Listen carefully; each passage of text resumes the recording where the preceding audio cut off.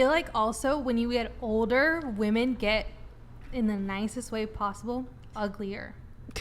I would say in the nicest way possible. No, it's great. True. Like, I feel like once you get older, women, like, I feel like, you know how men get, like, men age like fine wine. I feel not all men. I'm just saying, like, it's like I feel like women, like, like you have children, you have this, and you have all these things, and like it's easy to let yourself go. Wouldn't you say the same for a man though? But a man doesn't have a child to take care of, and like your child is living off of you, like depends on you. So you're saying that women fall easier in the category of losing themselves. I would say that, I mean, I don't know which one of you said it. Not all men age gracefully. Like there's definitely examples of guys who are much better looking at 20 than they are at 30, and same thing with women. Yeah, but I think that I do think maybe there is a slight higher proportion of men that they do age a bit more gracefully, but yeah, I mean, but I think overall, I think as you age, typically, like, I think it's just women put more into their looks so early on that like later kind of just like fall. Like, okay, for example, like girls who go to the tanning beds a lot as they're younger. Yeah, that's bad. Or like girls who do a bunch of stuff to their hair when they're younger. Their hair's not the healthiest when they're older. So I think it's just because we put more into our looks now that later you kind of have to either keep up with it or you just let it go. Sure. Yeah, so I mean, I guess to bring it back, we were talking about who grades who more harshly, right?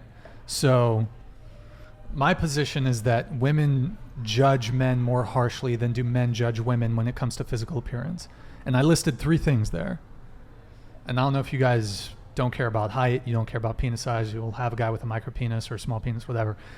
You're okay with dating a guy who's balding, receding hairline. I don't know. But those are 3 physical traits that are completely out of men's control.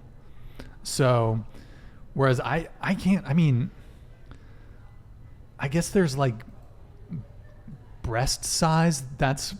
I would say that's out of women's control. Ass, you can kind of work on your ass. Body style. Body generally. Style, body style. Like not every woman has like the same body style. Sure. Well, actually on that, I would say there is a wider, when it comes to body fat percentage, right? So you have like model, skinny chick, thin woman, all the way to thick with 3 C's. So I think there's actually a wider range of body types that men find attractive than do women find attractive in men. Yes. So men will find like the thin chick attractive. They'll find the fit chick attractive. They'll find the thick chick attractive. Chubby chasers. So whereas women, I think the acceptable body fat percentage range is wider for women than it is for men. Based on preference. I think it's personal preference. I think women have personal preferences too. And I think obviously women of bigger size aren't going to necessarily go after someone who's smaller. And these are typically the same vice versa. Like it's just a personal preference. I think men sexualize things more often. So we're more aware of men who are like chubby chasers, like these phrases that you're talking about that women don't necessarily have because it's not like a topic for us so much. Word. Good times. I guess the way I would paint it is that if you think of like the ideal female body versus the ideal male body,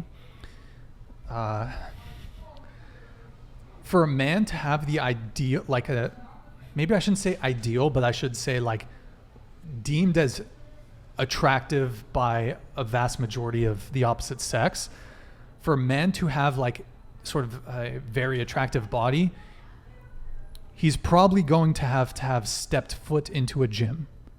He's going to have some degree of muscle. I think you ask most women, they'd say, yeah, he's going to have to be muscular to some degree, not like super jacked fake bodybuilder type on steroids, but some degree of muscular development. Whereas a woman can have a very attractive body and have never stepped foot in a gym. Mm-hmm.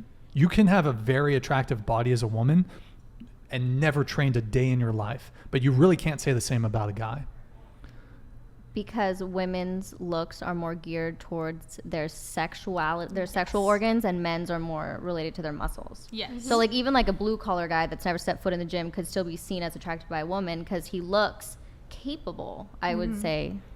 Like Yeah, he I mean looks- you can develop yourself, I guess, through yeah, like I don't think sports the and- gym is like the key here, but I think that if you're going the route of like ideal body, women's has more to do with what they would look like naked, and then a man is just more of like Or more like what you were born with. yeah, Like men are focused on like boobs, butt, curve, Mm. and like not everyone gets that in the gym. You don't get boobs in the gym. You don't get all these things in the gym, but like guys, like what are you gonna do? You're gonna hit the gym, and that's how you're gonna go from A to B, very simply.